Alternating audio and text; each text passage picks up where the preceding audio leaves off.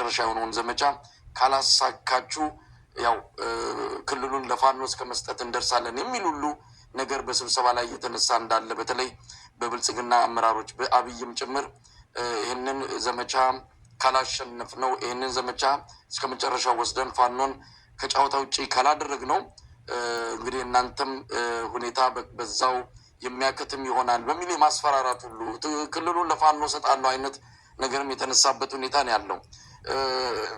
እንዴት አየው ይልቃል? ይሄ የመጨረሻ ዙር የሚባለው መቼ ነው የሚያበቃው? የህግ ማስከበር ዘመቻ ጀምረናል የሚለውስ? አሰላሙ አለይኩም ወራህመቱላሂ ወበረካቱሁ። ወደና የተከበራችሁ ወደ ነፍሳ የዩቲዩብ ቤተሰቦች እንዴት ናችሁ? ደስ ሰላም ናችሁ?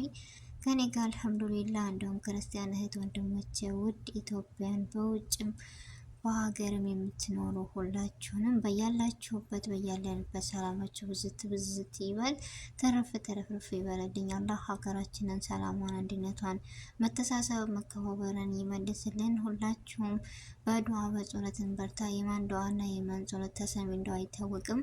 የድሮዋን ኢትዮጵያ አንድነት ይመልስልን። ሁላችንም እንዳልኩት በድጋሚ በዱዓ በጸሎትን በርታ። ውድ ቤተሰቦች ከሀሳብ ከጭንቀት ከዘረኝነት አላህ ያውጣን ሁላችንንም።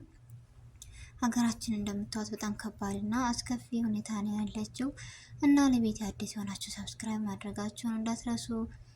እንዲሁም ውድ ቤተሰቦቼ ነባር ቤተሰቦቼ ለምትሰጡኝ አስተያየት ላይክ፣ ሼር ያደረጋችሁ ስለምታበረታቱኝ ከልብ አመሰግናለሁ እና ሁላችንም ሀገራችንን ሰላሟን አንድነቷን አምጥቶልን መልሶልን ከሀሳብና ከዘረኝነት ከጭንቀት ከሁሉ ነገር ነፃ እንደምንሆን ተስፋ አደርጋለሁ።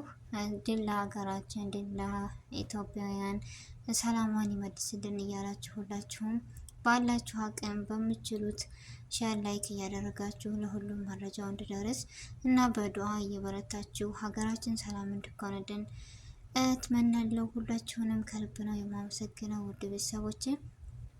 ምክንያቱም የሀገር ሀሳብና ጭንቀት ነው አሁን ላይ ሁላችንንም እያስፈራን ከባድ ነገር እየሆነብን ያለውና ሁላችንም ዱዓ የማይመልሰው ነገር የለምና ሁሉም ሀገራችን የዱዓ ነች፣ ሀገራችን የጸሎት ነችና ሁላችሁም አሁንም ነገም ዛሬም እየደጋገምኩ የምለው በዱዓ አንረሳሳ ነው የምለው ውድ ቤተሰቦች። የዛሬው መረጃ የማድረስ ነገር ይህ ነበረ። በአዲስ ነገር እስከምንገናኝ ደህና